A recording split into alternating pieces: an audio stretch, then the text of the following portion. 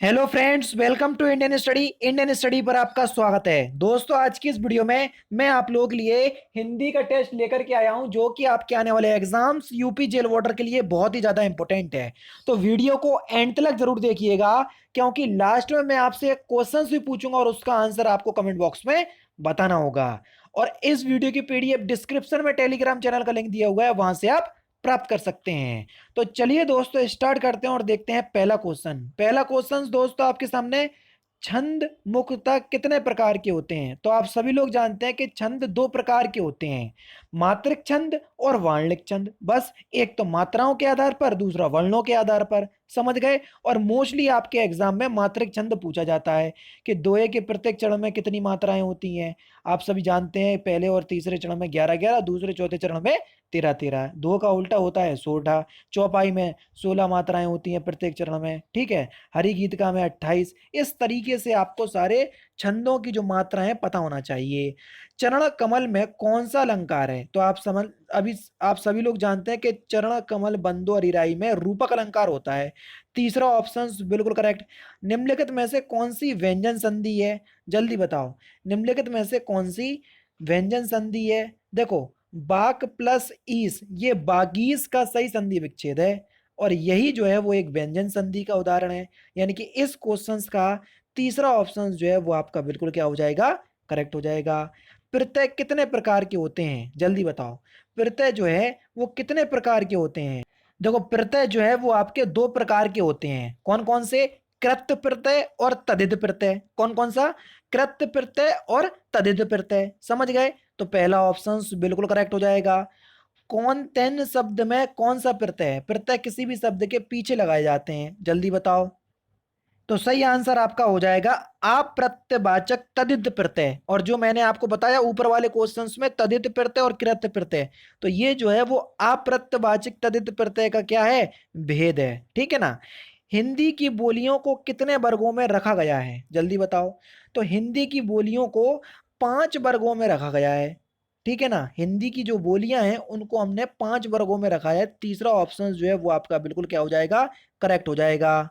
अगर हम बात करें कौन कौन सी थी, देखो, एक तो हो जाएगा आपका पश्चिमी हिंदी, पूर्वी हिंदी, राजस्थानी हिंदी, पहाड़ी हिंदी, बिहारी हिंदी। होगा 5 पूरे। ये 5 वर्ग हैं। ठीक है। संविधान के किस अनुच्छेद के अनुसार संघ की राजभाषा लिपि देवनागरी है? तो कौन सा आर्टिकल कहता है? आर्टिकल 343। राजभाषा अधिनियम कब पारित किया गया? तो राजभाषा अधिनियम जो है ये 1963 में पारित किया गया। तीसरा ऑप्शन करेक्ट। निम्नलिखित में से कौन सा मुहावरा सही नहीं है? रस्सी का सांप बनाना, ये मुहावरा पता नहीं। लकीर पीटना, ये भी बिल्कुल ठीक है। पापड़ बेलना, ये बिल्कुल ठीक है। सोचते रहना, ये जो है वो मुहावरा गलत है। यानी कि चौथा ऑप्शन जो है वो आपका बिल्कुल क्या हो जाएगा? करेक्ट हो जाएगा। भारतीय काव्य शास्त्रियों में सर्वप्रथम किसने महाकाव्य विशेषताओं का वर्णन किया? तो किसने किया? तो आपका सही आंसर हो जाएगा ऑप्शन नंबर बी, भामा ने। दूसरा ऑप्शन बिल्कुल करेक्ट। कौन सा अग्नि का पर्यायवाची नहीं है? जल्दी बताओ। अग्नि का पर्यायवाची पावक, आग, अनल, ये तो हैं, लेकिन पवित्र नहीं है। यानी कि चौथा ऑप्शन जो है वो आपका बिल्कुल करेक्ट हो जाएगा। ये अग्नि का पर्यायवाची नहीं है। मैं उस पर विश्वास करता रहा और वह मेरी आंखों में झोंकती रही। वाक्य में काले मुहावरे का सही अर्थ बताइए। और वह आंखों में धूल झोंकती रही। तो आंखों में धूल झोंकना, इस मुहावरे का सही अर्थ क्या होगा? तो इस मुहावरे का सही अर्थ होगा धोखा देना। पहला ही ऑप्शन करेक्ट। होनहार बिरवान के होत फिलिंदा ब्लैंक्स, इस कहावत को पूरा करना है।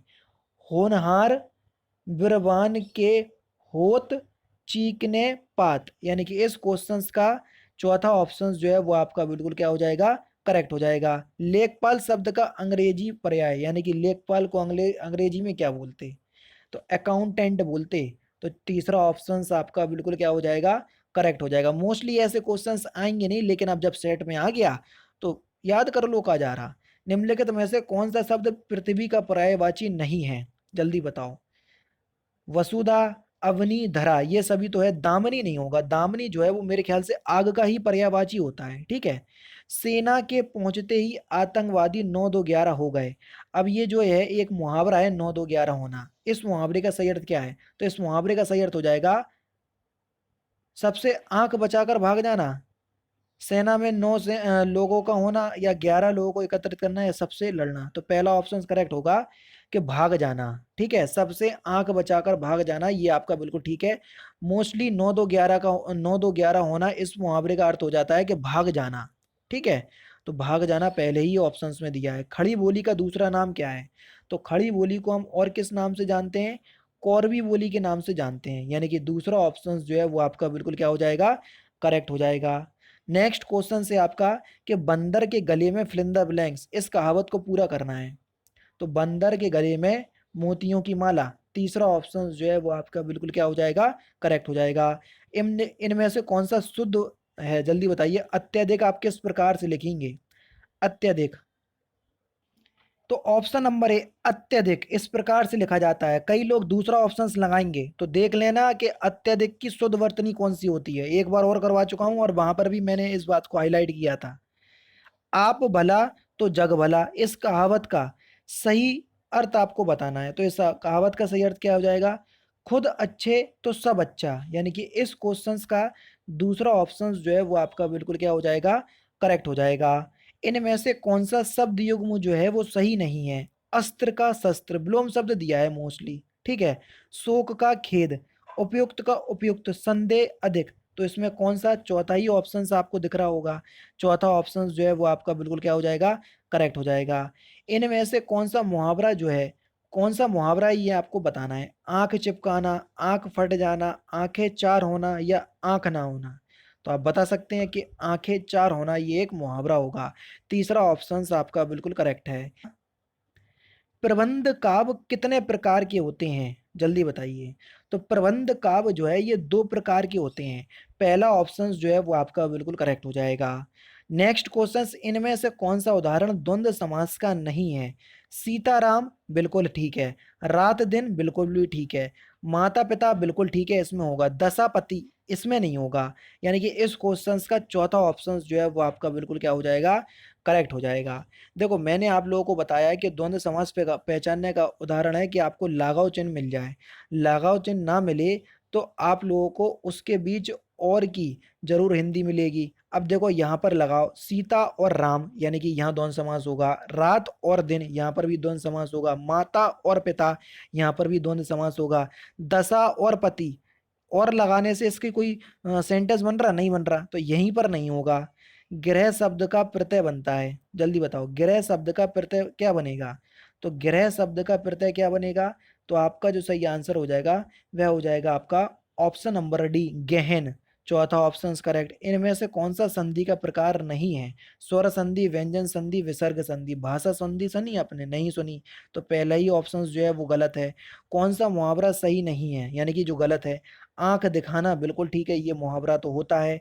आंख में चुभना ये भी होता है। आंखें बिछाना ये भी है। आंखों में गुदगुदी करना ये तो गलत है। चौथा ऑप्शन करेक्ट। रिजर्वेशन शब्द का हिंदी में पर्यायवाची, तो रिजर्वेशन माने आरक्षण होता, और क्या होता? दूसरा ऑप्शन करेक्ट। इनमें से कौन सी कहावत जो है वो सही है, यानी कि कौन सी लोकोक्ति सही है? हाथ कंगन को फारसी क्या? ठीक है, हाथ कंगन का रंग क्या? हाथ कंगन को गोलाई क्या? हाथ कंगन को आरसी क्या? ये ठीक है, चौथा ऑप्शन बिल्कुल ठीक है। संपादकीय शब्द का अंग्रेजी पर्याय, तो इसको हम क्या बोलते हैं? तो आपका जो सही आंसर हो जाएगा वह हो जाएगा आपका अर्निंग, यानी कि इस क्वेश्चंस का कौन सा ऑप्शन, सॉरी, संपादकीयों को आप एडिटर बोलेंगे, यानी कि चौथा ऑप्शन जो है वो आपका बिल्कुल क्या हो जाएगा? करेक्ट हो जाएगा, एडिटोरियल। ठीक है, संपादकीयों को आप मोस्टली ऐसे क्वेश्चंस नहीं आएंगे हिंदी इंग्लिश वाले, लेकिन आ गए सेट में तो कोई दिक्कत नहीं है, कर लो। कौन सी कहावत सही नहीं है, यानी कि गलत है? घर का वेदी लंका ढाए या ढाबे, ये तो आपका ठीक है। खोदा पहाड़ निकली चोइया, ये भी बिल्कुल ठीक है। चोर की दाढ़ी में बाल, चोर की दाढ़ी में तिनका होता ना कि बाल, तो तीसरा ऑप्शन जो है वो आपका बिल्कुल क्या है?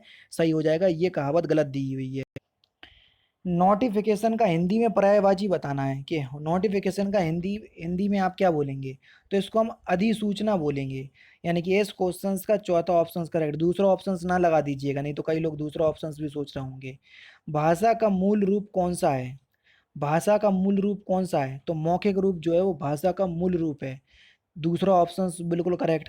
राजपुत्र में कौन सा समास है? राजा का पुत्र, और जहां पर कारक चिन्हों का बोध हो जाता है वहां पर तत्पुरुष समास हो जाता है। तीसरा ऑप्शन बिल्कुल करेक्ट। हथियार डाल देना इस मुहावरे का सही अर्थ क्या हो जाएगा? हथियार डाल देना इस मुहावरे का सही अर्थ क्या हो जाएगा? तो आपका सही आंसर हो जाएगा ऑप्शन नंबर सी, हार मान जाना। आपने हमें महान कर दिया, यह कैसा वाक्य है? आपने हमें महान कर दिया, तो ये जो है ना वो एक प्रकार का विस्मयादि बोधक बात वाक्य है, यानी कि दूसरा ऑप्शन बिल्कुल करेक्ट। और लास्ट क्वेश्चन, प्राभंजन शब्द का पर्यायवाची शब्द बताइए। ये क्वेश्चन एक बार और बता चुका हूँ और आराम से मैंने इस क्वेश्चन का अच्छे से एक्सप्लेनेशन भी किया था। तो प्रभंजन शब्द का पर्यायवाची क्या होगा? तो इस क्वेश्चन का सही आंसर आप मुझे कमेंट बॉक्स में बताइएगा। तो दोस्तों ये थे आपके 37 हिंदी के क्वेश्चन। वीडियो कैसी लगी तो प्लीज़ दोस्तों वीडियो को लाइक करके बताइएगा। लाइक का टारगेट वही है 550 लाइक का, क्योंकि हिंदी की वीडियोस को आप ज़्यादा प्यार दे रहे हैं, इसलिए 50 लाइक का टारगेट मैंने बढ़ा दिया। तो दोस्तों फिलहाल की वीडियो में सिर्फ इतना ही। अगर आपको वीडियो पसंद आए तो प्लीज़ दोस्तों वीडियो को लाइक कीजिए, शेयर कीजिए और साथ ही साथ हमारे चैनल को सब्सक्राइब करना ना भूलें, क्योंकि मैं रोजाना इसी तरह की वीडियोस आप लोगों के लिए लाता रहता हूँ। नमस्कार दोस्तों, जय हिंद, जय भारत।